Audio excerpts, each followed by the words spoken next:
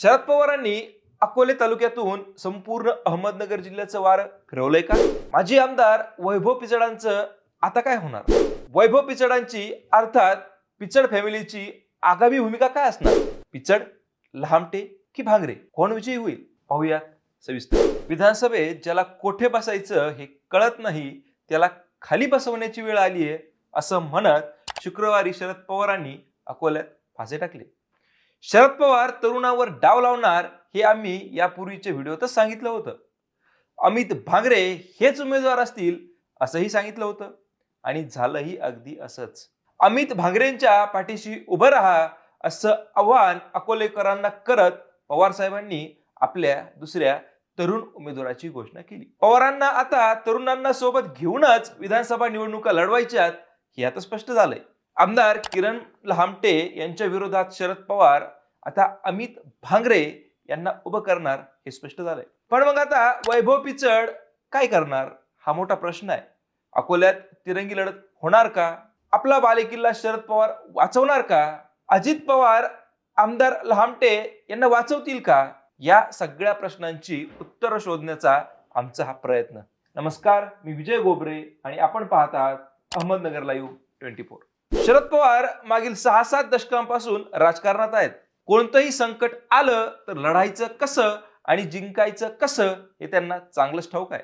महाराष्ट्रामध्ये गेल्या 2-3 वर्षांपासून तोडफोडीचं राजकारण सुरू आहे. प्रस्थापित राजकारण्यांच्या कोलांटउड्यानं राजकारण किळसवानं झालंय.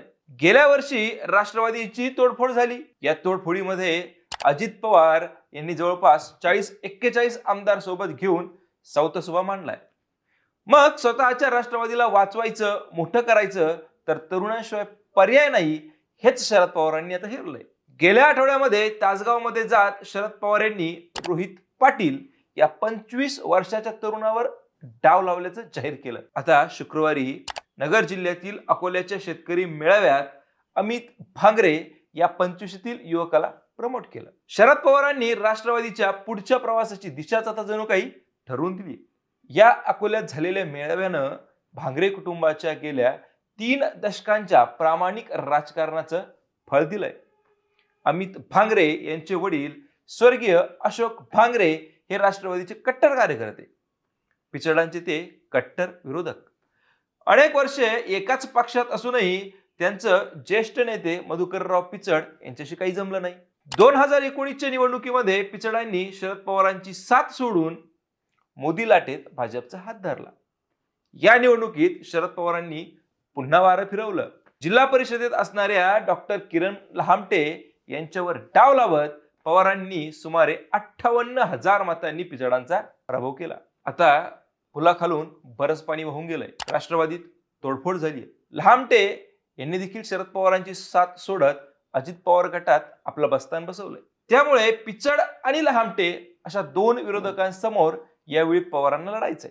गेल्या काही दिवसांपासून पिचड पुन्हा स्वगृही म्हणजेच शरद पवारांकडे येतील अशा चर्चा होत्या. परंतु पवारांचा स्वभाव पाहता ते त्यांना पुन्हा आपल्याकडे घेतील का हाही प्रश्न होता. कारण ज्या माणसावर विश्वास होता, ज्याला मंत्रीपद दिलं, प्रदेशाध्यक्ष पद दिलं, त्यानंच गद्दारी केल्यामुळं पवार नाराज झाले होते. त्यामुळे स्वगृही परतण्याची पिचडांची इच्छा असली तरी पवार सहजासहजी हे मान्य करणारच नव्हते. पवारांनी शुक्रवारी आपला निर्णय सांगून टाकला. पिचड नको, लहामटेही नकोच, त्याऐवजी अमित भांगरे सारख्या तरुणाच्या पाठीशी उभं राहा असं त्यांनी सांगून टाकलंय. त्यामुळे आता पिचडांच्या पक्ष बदलाच्या ज्या काही चर्चा होत्या या चर्चांना पूर्णविराम मिळालाय. पण आता हे जरी खरं असलं तरी आता त्यांचं पुढे काय होणार हा देखील प्रश्न आहे. शरद पवार यांनी अमित भांगरेंवर डाव टाकल्यानं अकोल्यामध्ये तिरंगी लढत होईल का? तर होईल. कारण महायुतीकडून ही जागा अजित पवारांच्या वाट्याला जाण्याची शक्यता आहे. अजित पवार यांच्याकडून लहामटेच उमेदवार असतील. मग त्यानंतर वैभव पिचड काय करणार हाही प्रश्न राहतो. वैभव पिचड यावेळी थांबतील असंही दिसत नाहीये. मग अशा वेळी पिचड अपक्ष लढण्याची शक्यता वाढते. अजित पवार जर महायुतीत टिकले नाहीत तर मग प्रश्नच उद्भवणार नाही. मग त्यावेळी पिचड हे भाजपचे उमेदवार असतील. त्यावेळी देखील तिरंगी लढत होईल. म्हणजे एकंदरीतच परिस्थिती कसलीही असली, अजित पवार महायुतीत असले आणि नसले तरी अकोल्यात यावेळी तिरंगी लढत होईल असं दिसतंय. आता तिरंगी लढत जर झाली तर अकोल्यामध्ये काय होईल? कोणाचं पारड जड राहील हे आपण पाहू. अजितदादा गटाचे विद्यमान आमदार किरण लहामटे यांनी गेल्या 5 वर्षात कोट्यवधींचा निधी आणून अकोल्यात विकास कामं केली. निळवंडेची चाचणी त्यांच्याच आमदारकीत झाली.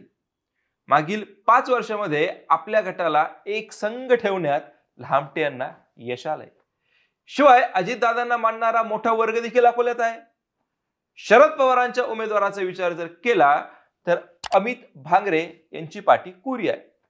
पण आई जिल्हा परिषद सदस्य सुनीता भांगरे आणि वडील स्वर्गीय अशोकराव भांगरे यांना मानणारा वर्ग मोठा आहे.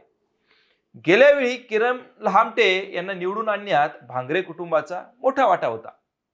गेल्या विधानसभेलाही अशोक भांगरे इच्छुक होते, परंतु शरद पवारांचा शब्द पाळून त्यांनी लहामटे यांचं काम केलं. आता त्यांच्या प्रामाणिकपणाची पावती शरद पवारांनी त्यांचा मुलगा अमितच्या रूपाने यंदा दिली असं बोललं जात आहे. अमित हे देखील शरद पवार गटाचे जिल्हा युवक अध्यक्ष आहेत, त्यामुळे त्यांच्या विजयाच्या शक्यताही आहेत. गेल्या लोकसभेला पिचड लहामटे महायुतीत असताना भांगरेंनी आपल्या तालुक्यातून महाविकास आघाडीचे उमेदवार भाऊसाहेब वागचौरे यांना 58,000चं लीड दिलं होतं.